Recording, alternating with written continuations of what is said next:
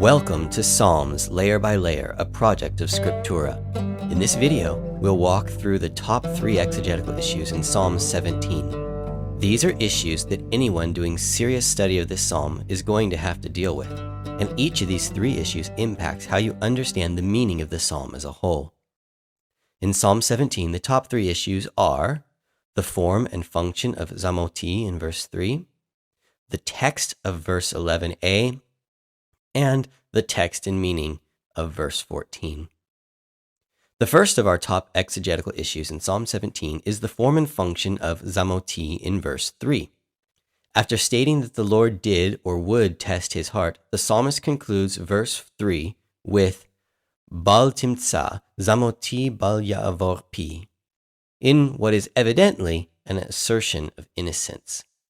Modern translations vary widely in how they render the end of verse 3. For example, you found nothing, what I thought didn't pass my lips. Or, you will find nothing, my speech does not exceed my thought.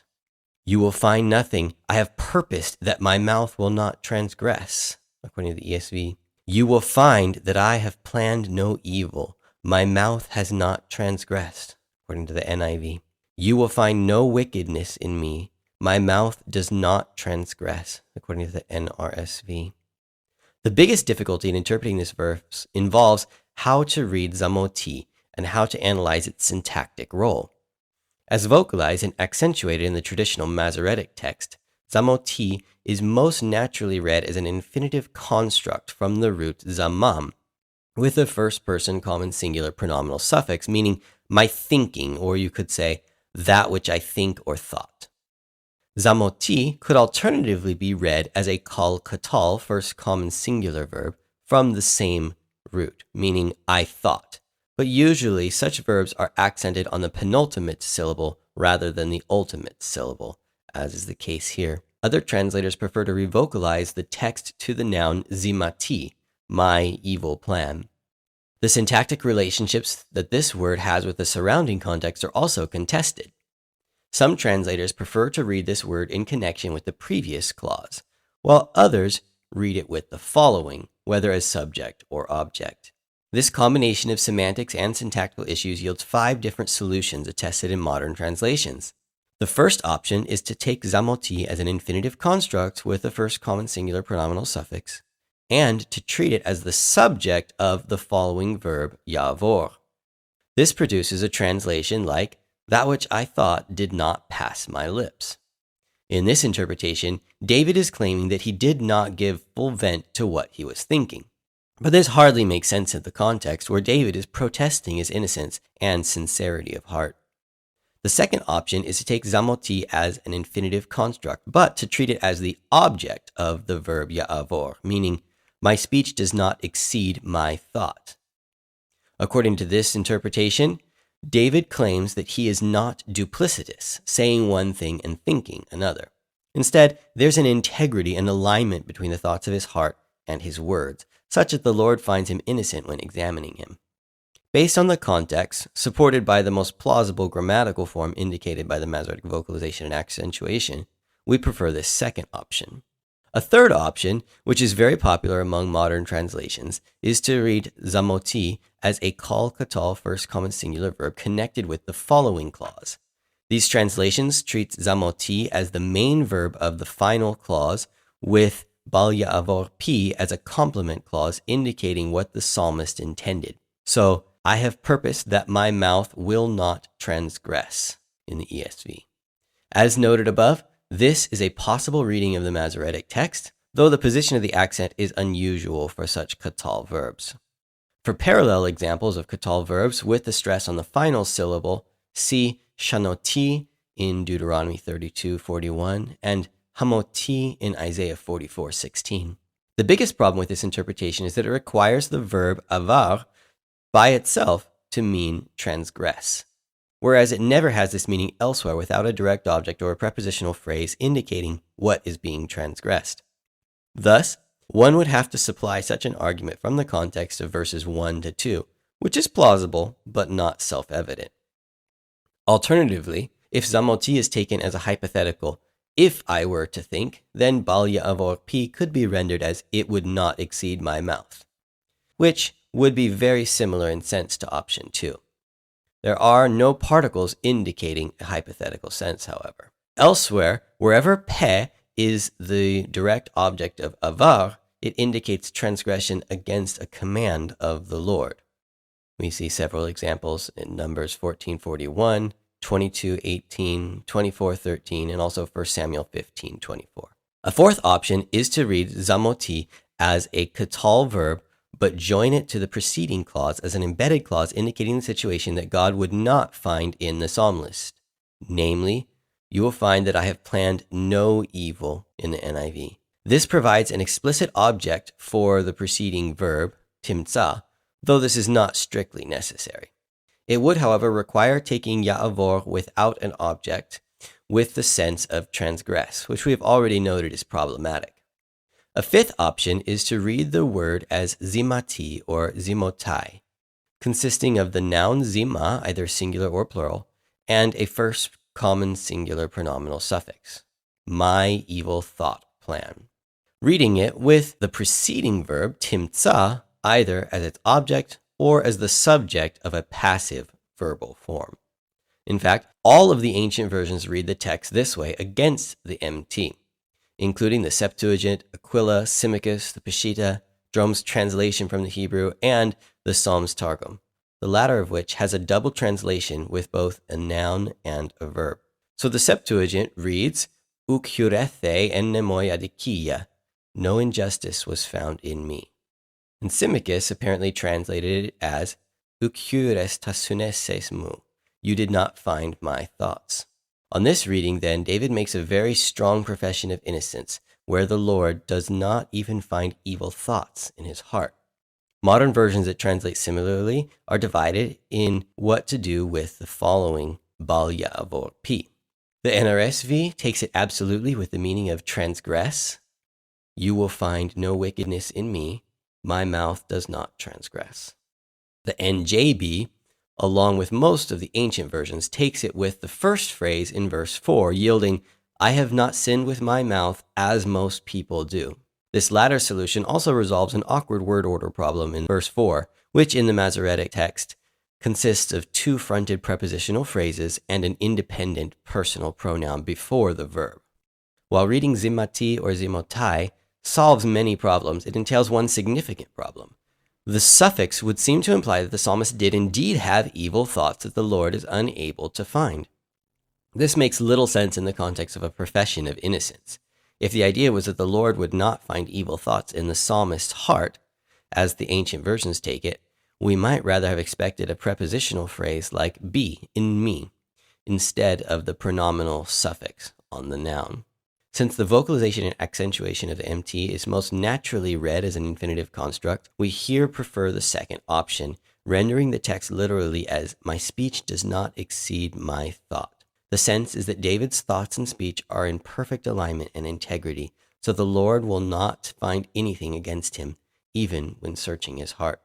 This option best accords with the text which highlights the reality of David's sincerity, particularly with reference to the correspondence between his inner life, verse 3a, you have tested my heart, and his speech, verse 1, O Lord, hear my righteous case, and without deceitful lips. And verse 2, may your eyes see uprightness. David's claim is that this speech is a true reflection of his thoughts. He was not duplicitous, saying one thing yet thinking another. If asked to rate our level of confidence in this interpretation on a scale of A to D, A being the highest and D being the lowest, we would give this interpretation a C rating. The second issue in Psalm 17 is the text of verse 11a. Verse 11a in MT reads, Ashurenu ata savavunu. This has been interpreted in three different ways. They have now surrounded our steps, according to the ESV. They have tracked me down. They now surround me, in the NIV. They drove me out. Now they surround me, according to the Dead Sea Scroll 11Q7. The problematic word in this line is the noun ashurenu, which means our steps. One problem with this reading is that the MT reads a first-person plural pronominal suffix here, whereas elsewhere in the psalm, the psalmist only refers to himself by using the first-person singular and never as part of the first-person plural. The following verb, svavunu, illustrates this problem, as the text is written with a first common singular pronoun, svavuni, they surrounded me, but traditionally read as a first common plural pronoun, svavunu, they surround us, to match with the plural reading on ashurenu. Another problem with the MT is the syntax. Ata is almost always clause initial in Hebrew, but if ashurenu is read as a noun, then this argument of the verb would have to have been fronted before ata. This reading is awkward at best and probably even ungrammatical. The syntax suggests rather that the first word in the line should be a verb, so that ata begins a new clause. Another difficulty is the sense of the passage when ashurenu is read as a noun. It's not at all clear what, if anything, it would mean to say of David's enemies, "They have now surrounded our steps," as in the ESV. Some have argued that ashurenu can be interpreted as an accusative of member, referring to the body part of the psalmist which the enemies surround, as in the Psalms Targum. Psalm 17 is pervaded with imagery involving body parts, which could support this contention. But it's not clear that ashur, normally rendered step, even refers to a body part. And the use of the pronominal suffix further makes this unlikely, since such adverbial accusatives are usually indefinite. But even if grammatical, it still makes little sense to say that the enemies surrounded our steps. Thus, the MT reading is too difficult to accept. The simplest explanation is that an ancient scribe accidentally misread this word, perhaps under the influence of the same word in verse 5. We suggest that the MT is a misreading of the earlier verbal form isharuni, which could be rendered, "they have tracked me down," as in the NIV. This change requires only supposing the misreading of vav and yod, which are virtually indistinguishable in many Hebrew scripts and frequently confused in the manuscripts. This reading resolves all the difficulties with the MT and makes good sense in the context. Verse 11a seems to reflect a logical progression from tracking the psalmist down to surrounding him, and the parallel, verse 11b, suggests that the enemies set watch over the psalmist so he cannot escape. Verse 12 then expands on this imagery by comparing the enemies to a hunting lion. Indeed, David was often pursued by his enemies. Several ancient translations read the consonantal text proposed here, though they differ in how to render it. Symmachus and the Peshitta interpret it as the enemy's blessing the psalmist duplicitously, which makes sense if the following ata is taken to imply a contrast with the preceding verb, as is often the case. Jerome's translation from the Hebrew, on the other hand, rendered it similarly to how we have, namely, incedentes adversum me, marching against me. One difficulty with this view is the semantics of the verb isher. If we read it from the root walk or stride rather than the homophonous root for blessing, the meaning is still not self-evident. Whenever the PL of this root is used elsewhere with an object, it has the sense of lead rather than pursue. For example, in Isaiah 3:12, 9:15, and in Proverbs 23:18. So the proposed sense of track down is somewhat ad hoc and dubious. Another possibility is to read the verb gerashuni, they cast me out, or they have expelled me, as it's translated in the Dead Sea Scrolls Bible, instead of isharuni. This is, in fact, the reading of the Dead Sea Scroll 11Q7, which is the oldest surviving Hebrew manuscript of this passage. The Septuagint translation also supports this reading with its rendering ekbalontesme, casting me out.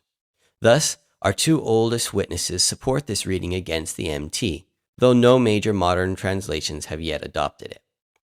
This solution resolves all of the problems with the MT text mentioned above, and it also fits well the context of pursuit as if by hunters.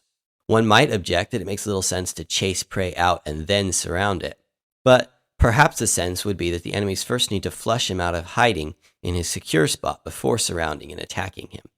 And David was indeed driven out of safe places to be pursued by his enemies. Gerashuni and Isharuni could easily have been confused, since Aleph and Gimel were graphically similar in some older scripts. The only other change required would be metathesis of resh and shin. So it seems clear that the difference is due to a scribal misreading, which could have happened in either direction. Isharuni is both a rarer word and semantically difficult, so an ancient scribe might naturally have misread Isharuni as the easier reading Gerashuni. On the other hand, if Gerashuni was the original reading, then scribal error could explain the semantic difficulties with Isharuni. And the change to Isharuni could have been conditioned by the use of the same root in verse 5. In the end, it seems clear that the MT reading Ashurenu, our steps, is in error. The question is whether to read it as the verb Isharuni with the meaning tracked me down, or perhaps blessed me, or whether to read it as Gerashuni, they cast me out, with the oldest witnesses. Here we prefer to read Isharuni with several modern translations. For example, the NIV, NRSV, NLT, CEV, and NJB. Despite the semantic difficulties, the reading seems to make good sense in context, and it's easier to explain the change from Isharuni to Gerashuni than the reverse. We would rate our confidence in this reading as a C+. The third issue in Psalm 17 is the text and meaning of verse 14. Verse 14 is the most challenging verse of Psalm 17, and many scholars have concluded that it's textually corrupt. The MT of verse 14 reads, Mimitim yadcha Adonai, mimitim mecheled chilkam b'chaim, utzfuncha t'maleh betnam yisba'u banim, v'henichu yitram le'olalehem. The ancient and modern versions differ considerably in how they render the first half of this verse, and the most prominent difference is how they render or emend the repeated word mimitim. By your hand save me from such people, Lord, from those of this world whose reward is in this life, in the NIV. By your hand, O Lord, from mortals whose portion in life is in this world, according to the NRSV. From the dead who die at your hands, O Lord, and from the dead of the grave may you divide them in life, according to the Peshitta. Finish them off by your hand, Lord. Bring them to their life's end, whose portion is in life. This is an emendation proposed in BHS. Make an end of them with your hand, Lord. Make an end of them. Thrust them out of this world from among the living, according to the REB. Kill them by your hand, O Lord. Kill them from the world, their portion from among the living. Translation according to Craigie. Lord, use your power to deliver me from these murderers, from the murderers of this world, according to the Net Bible. The most problematic issue is how to read the twofold repetition of the word vocalized mimitim in the Leningrad Codex. The Tiberian vocalization tradition reads both of these as coming from the preposition min and the plural noun mitim, a generic term for men or males. This reading is preferred by numerous modern Bible translations. Some of these translations render the term as mortals, for example, the NRSV, based on a supposed etymological link to the verb mut, to die. But this connotation is not well supported by the usage of the lexeme in Hebrew and related languages. This reading seems to find at least partial support from the Septuagint rendering, even though the overall sense is very different. In the Greek, the first mimitim is translated as apoechthron, from enemies, and the second is translated as apooligon, from a few. Apooligon could go back to the phonetically similar ma'atim, a few, as in Psalm 109:8. But in Deuteronomy 4:27, the word mitim was translated as oligoi in the phrase mete mispar, min of a number, which the Septuagint translated idiomatically as oligoi orithmo, few in number. So, the unusual translation in Psalm 17:14 at least has some precedent and mostly supports the MT reading. The problem with this reading is that it's very hard to make sense of the verse. An unspecified men hardly seems like a compelling designation for the psalmist's enemies. Then, there are 4 prepositional phrases clustered at the beginning of the verse, whose meaning and syntactic relationships are unclear. And almost every other word in the first half of the verse is subject to significant variant readings and or emendations, as scribes, translators, and scholars have struggled to make sense of the text. Some have suggested that linguistic incoherence may actually be intentionally iconic here, reflecting the psalmist's cognitive discombobulation. But this hardly resolves the difficulty. We've chosen to read with the MT here and treat the first part of the verse as a verbose continuation of the final clause in verse 13. Arise, Lord, confront his face, cause him to bow down, deliver my life from wicked people by your sword, from mortal men by your hand, Lord, from worldly people whose portion is in this life. May you fill their belly with what you have stored up for them. May the children eat their fill and have some left over for their little ones. The redundancy can be understood as stair-step parallelism, with mimetim repeated with elaboration. The second major option is to read mimetim from the dead, reflecting a substantival usage of a call masculine plural participle from the verb mut, to die. The specific meaning of the dead may also be suggested by an implied contrast with the following phrase, chelkam b'chaim, their portion in life, though the precise sense would still remain unclear. This interpretation is well attested in ancient translations, including the Syriac Peshitta and the Greek translations of Aquila and Symmachus. In Jerome's translation from the Hebrew, he translated the first occurrence of mitim as a generic awiris from men, but the second occurrence he translated as qui mortui, who have died, with these other versions. It's likely that this or a similar sense is also indicated by the reading of the Dead Sea Scroll 11Q7, which is the oldest surviving Hebrew manuscript that attests to this passage. 11Q7 is poorly preserved, but seems to read Mimotim miyadcha, with a vowel letter, vav. This difficult form may be a phonetic variant from the traditional Tiberian pronunciation, metim, in which case 11Q7 is probably best read as something like those who die from your hand. This is similar to how the Peshitta renders it. Alternatively, it could be read as a transitive, those who cause to die. But this does not cohere well with the following, from your hand. Though this reading has strong ancient support, it does not seem to work well in the context of the passage. If the first half of verse 14 is describing the enemies from whom the psalmist wants to be delivered, it makes little sense to refer to them as dead people. The dead are no longer threats to the living. One would have to read the participle in an unexpected progressive or prospective sense for this to work, namely, those who are dying or those who are about to die, respectively. Such a sense is paralleled elsewhere. For example, in Deuteronomy 4:22, Ki anochi met ba'aretz hazot, for I am going to die in this land. In Genesis 23, Hincha met means you are about to die. But this sense seems rather unlikely for a substantival use of the participle as we would have here. Sensing the need for a verb in the first half of verse 14, similar to the imperatives in verse 13, modern scholars have proposed several emendations to at least the first instance of mimetim, which are listed in BHS. Some emend one or both examples of mimetim to hatimem, a hifil 2ms imperative from tamam, with a 3mp pronominal suffix, meaning finish them. Others suggest amending one or both examples of mimetim to hamitem, a hifil 2ms imperative from mut, with a third masculine plural pronominal suffix, meaning kill them. So, for the end of verse 13 and beginning of verse 14, the REB reads euphemistically, make an end of them with your sword. With your hand, Lord, make an end of them. Thrust them out of this world from among the living. Another option is to emend mimetim to mimitam with Dahud and Craigie. This would be a hifil masculine singular participle from mot, with a 3mp pronominal suffix, meaning killing them. Dahud argues that the participle could have an unusual imperatival force in the context, but these would be more naturally read as circumstantial clauses, elaborating on the main verb palata in verse 13.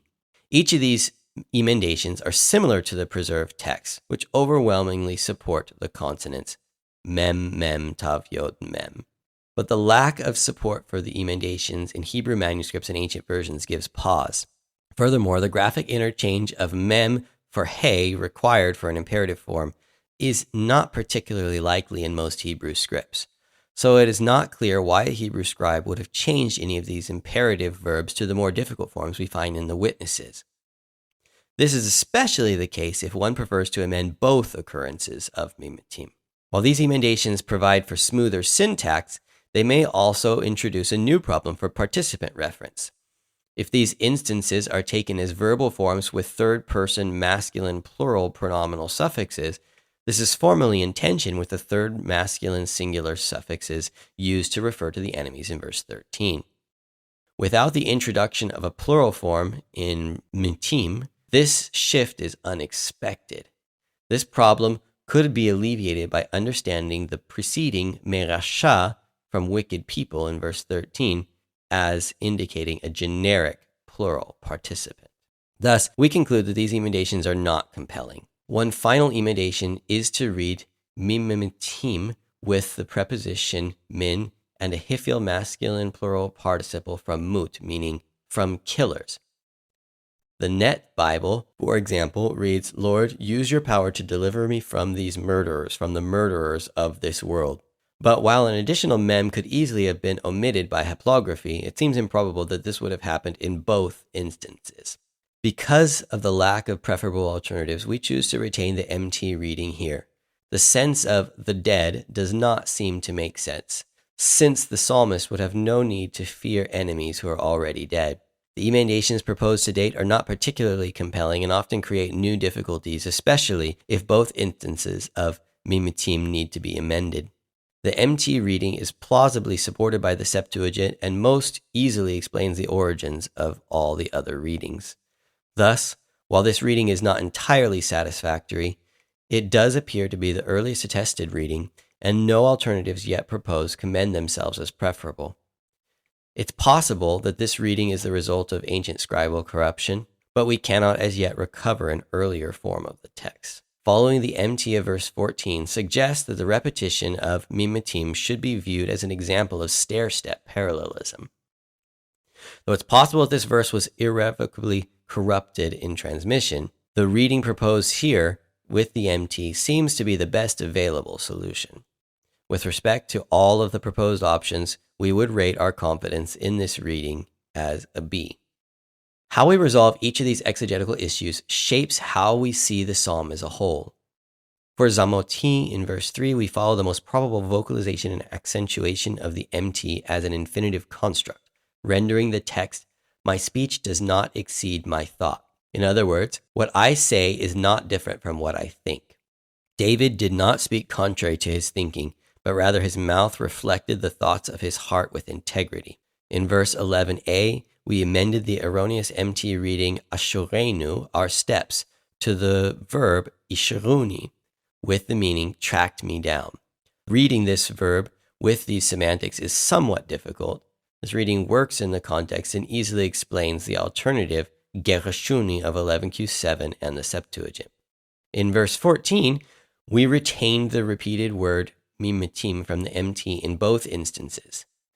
Though these readings are not entirely satisfactory and may betray early corruption in the textual tradition, the alternatives that have been proposed do not seem preferable. This has been the Exegetical Issues video for Psalm 17, which we explore the difficult and important issues that interpreters of the psalm are likely to encounter. Our overview video provides a coherent interpretation of the psalm and explores the beauty of the psalm as a poem.